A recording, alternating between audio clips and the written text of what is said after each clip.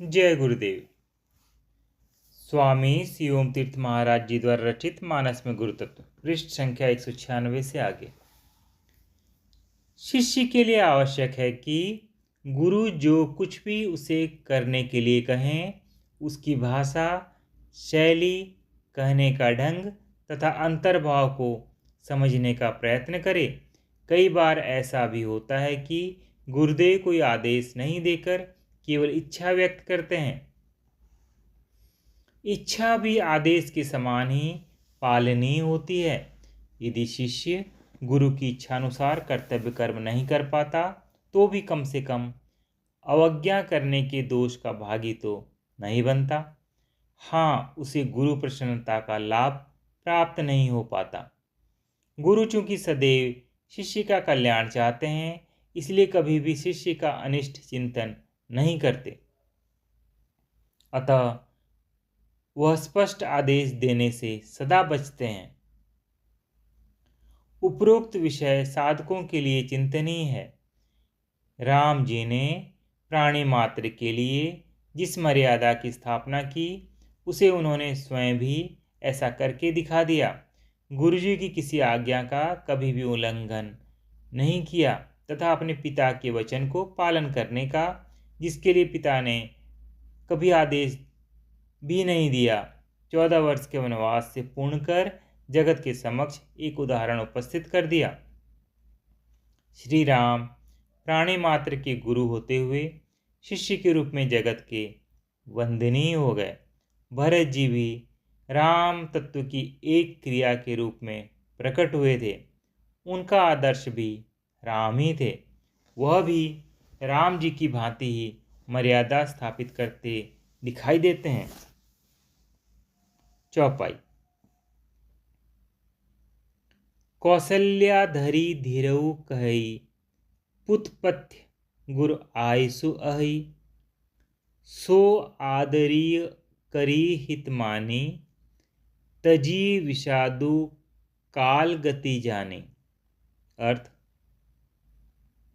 माता कौशल्या ने धीरज धारण कर कहा, बेटा, गुरु की आज्ञा पवित्र पथ्य है, उसे आदर सहित हित मानकर करो। काल गति समझकर विषाद त्याग दो। वैद्य लोग रोगी को पथ्य ग्रहण करने के लिए कहते हैं। कौशल्या माता होने के कारण भरत जी को राम बिरह रोग से ग्रसित होने से पथ्य ग्रहण करने का उपदेश देती है तथा गुरु आज्ञा पालन को ही पथ्य बतलाती है।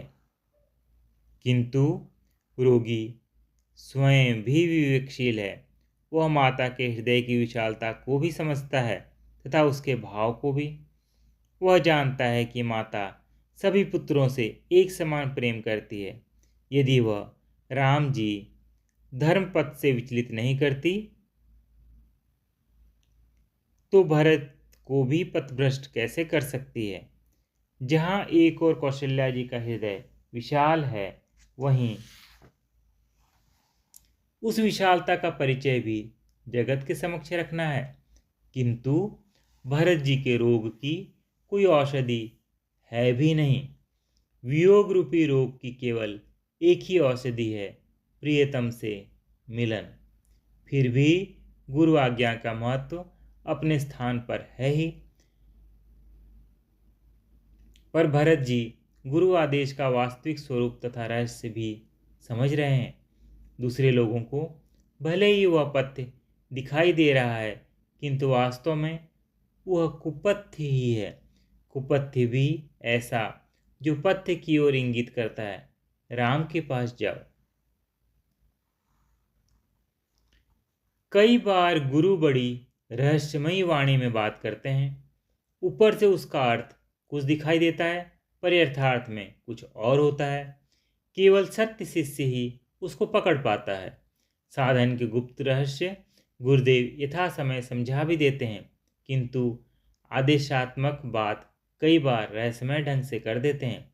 कई बार ऐसा भी होता है कि गुरु ने किसी बात पर किसी शिष्य को डांटना है, किंतु वह शिष्य अभी इतना परिपक्व नहीं हुआ तो गुरु की डांट सहन कर सके। इसलिए कभी दूसरे शिष्य को जिसे परिपक्व समझा जाता है उसे डांटना आरंभ कर देते हैं तथा उसके माध्यम से बात करते हैं। उसी प्रकार यहाँ वशिष्ठ जी को ज्ञात है कि भरत जी तो राज्य स्वीकार करने वाले हैं ही नहीं, किंतु अन्य सभी सभासदों को दिखाने समझाने के लिए भरत जी को राजा बनने की राय दे रहे हैं। माता कौशल्या को भी भरत जी के बारे में सब ज्ञात है, पर वह भी उन्हें गुरुजी की बात मान लेने के लिए कहती हैं। भरत जी उनके अंतर्भावों को समझ रहे हैं। चौपाई। सिरधरि गुरु आयसु अनुसरहु, प्रजा पाली परिजन दुख हरहु। अर्थ, हे भरत, तुम गुरु आज्ञा सिरोधार्य करो, प्रजा का पालन करके परिवार के सभी जनों का दुख हरण करो। माता कौशल्या पुनः अपनी बात को पुष्ट करने के लिए कहती हैं कि भरत, तुम आज्ञा को सिरोधार्य करके राज्य स्वीकार कर लो तथा इस प्रकार प्रजा पालन करते हुए कुटुंबियों का दुख हरण करो। गुरु तथा शिष्य का संबंध अलौकिक होता है। गुरु आज्ञा पालन के लिए किसी को प्रेरित करने की आवश्यकता नहीं होती।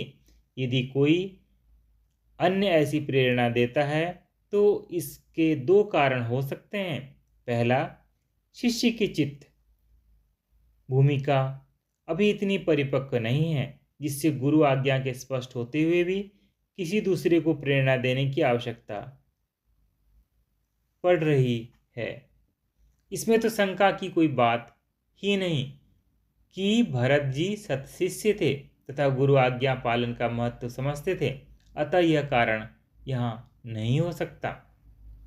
दूसरा, वह आज्ञा वास्तव में आज्ञा है ही नहीं। यदि आज्ञा होती तो गुरुजी को इतनी लंबी चौड़ी व्याख्या करने की तथा भरत जी को मनाने की क्या आवश्यकता थी। गुरु का मात्र आज्ञा करना ही पर्याप्त था, किंतु गुरुजी यहाँ आज्ञा करते हुए दिखाई नहीं देते। वह तो जैसे तर्क से भरत जी को समझाने का प्रयत्न कर रहे हैं, धर्म तथा पुण्य की दुहाई दे रहे हैं, लोगों को सुखी होने की बात कह रहे हैं। इसका अर्थ यह स्पष्ट है कि भरत जी को कोई आदेश नहीं दे रहे, केवल सभासदों, पूर्ववासियों तथा मंत्रियों की शंका तथा भ्रम को दूर करने के लिए भरत जी को इनकार करने का अवसर प्रदान कर रहे हैं। चौपाई। गुर के बचन सचिव अभिनंदनो, सुने भरत ही हित जनु चंदनो। अर्थ, भरत जी ने गुरु जी के वचन तथा मंत्रियों के अभिनंदन को सुना, जो मानो उनके हृदय के लिए चंदन के समान थे। हुआ भी यही। सभासद तो गुरु जी की बात सुनकर अभिभूत हो गए। ऊपर से देखने पर तो वह वचन भरत जी के हृदय को का भी हित करने वाले थे, किंतु गुरु जी, माता तथा भरत जी इन वचनों के रहस्य को भली भांति जानते समझते थे। सामान्य जगत धर्म, हित अहित तथा परमार्थ को नहीं समझ पाता। उसे अपनी सुविधा, सुरक्षा एवं मनोवांछित जीवन पद्धति से ही प्रयोजन होता है। यदि भरत जी अयोध्या का राजा होना मान लेते तो यह सब उन्हें सहज सुलभ हो जाता। राम जी तो वापस आने वाले नहीं, इसलिए गुरु जी की बातें मंत्रियों एवं अन्य सभासदों के मन को भा गई। वह सब अत्यंत प्रसन्न हो गए। गुरु के वचनों को यहाँ चंदन से उपमा दी गई है। देखने में चंदन यद्यपि सुगंधित एवं शीतल होता है, पर यह खाया जाए तो कड़वा लगता है। इसी प्रकार गुरु वशिष्ठ जी की बातें देखने में हितकर थी, किंतु यदि उन बातों के अनुसार आचरण किया जाए तो कड़वी थी। इसका अर्थ यह है कि वशिष्ठ जी यह बातें भरत जी के लिए कह ही नहीं रहे थे। उन्हें पता था भरत जी तो स्वीकार करने वाले हैं ही नहीं। सभासदों की अभी ऐसी चित्त भूमिका नहीं है कि उन्हें यथार्थ ज्ञान की बातें समझाई जा सकें। इसलिए सभासदों को समझाने के लिए उनकी रुचि के अनुसार बात कह दी। अधिक आग्रह नहीं किया, कोई आदेश नहीं दिया तथा भरत जी को हृदय के उद्गार प्रकट करने का अवसर मिल गया। गुरुओं का यह ढंग होता है कि जो अधिकारी नहीं होता, अर्थात जिसका चित्त उपदेश को ग्रहण करने की स्थिति में नहीं होता, उसे उपदेश ही नहीं करते। गुरुजी ने अयोध्यावासियों को यह नहीं कहा कि वह भरत जी को राजा बनने के लिए न कहें। यदि कहते तो संभव है कि गुरुजी विरुद्ध ही खड़े हो जाते। उस अवस्था में अयोध्या में एक विचित्र प्रकार की अव्यवस्था फैल सकती थी। गुरुजी को अपने अपमान की परवाह नहीं थी, किंतु वह अयोध्या को अव्यवस्था से बचाना चाहते थे। गुरुओं का कार्य बड़ा कठिन होता है। केवल पूजा करना तथा भेंट स्वीकार करना ही गुरुतत्व नहीं है। शिष्य के प्रति उत्तरदायित्व का बोझ भी गुरु के कंधों पर होता है। उनके सामने भरत जी का धर्म पालन, प्रभु प्रेम तथा आध्यात्मिक हित भी उपस्थित है। अयोध्या वासियों की भावनाएं भी उनके समक्ष हैं तथा इन परिस्थितियों में उन्हें क्या करना है यह भी पता है। चौपाई। गुर पितु मातु स्वामी हित बानी, सुनी मन मुदित करी भली जानी। उचित की अनुचित किए विचारु, धर्मो जाई सिर पातक भारी। अर्थ, गुरु माता पिता स्वामी की हितकर वाणी को सुनकर उसी से भलाई मानते हुए प्रसन्नचित वैसा ही करना चाहिए। उचित अनुचित का विचार करने से धर्म नष्ट होता है तथा सिर पर भारी पाप आ जाता है। उचित अनुचित का विचार नहीं करना चाहिए कहकर भरत जी यह संकेत देते हैं कि इसमें कुछ अनुचित भी है।